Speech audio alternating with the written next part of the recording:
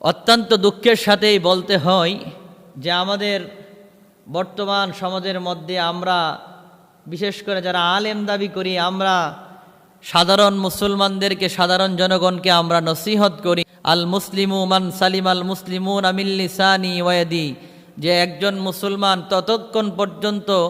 প্রকৃত মুসলমান হতে পারবে না যতক্ষণ পর্যন্ত তার হাত থেকে অপর মুসলমান ভাই তার হাত এবং জবান থেকে নিরাপদে না থাকবে। এই ওয়াজগুলো তো আমরাই করি, আমরাই বলি ইন্নামাল মুমিনুনা ইখওয়াতুন ফাআসলিহু বাইনা আখওয়াইকুম, নিশ্চয় মুসলমানগণ পরস্পর একজন আরেকজনের ভাই, এবং ফাআসলিহু বাইনা আখওয়াইকুম, আল্লাহ বলেন তোমাদের মধ্যে যদি কোনো ঝগড়া বিবাদ হয় তাহলে তাদের সাথে তোমরা মীমাংসা করে দাও। কিন্তু আজকে দেখা যায় আমরা মুসলমানদের মধ্যে যারা আলেম উলামা রয়েছি, আমরা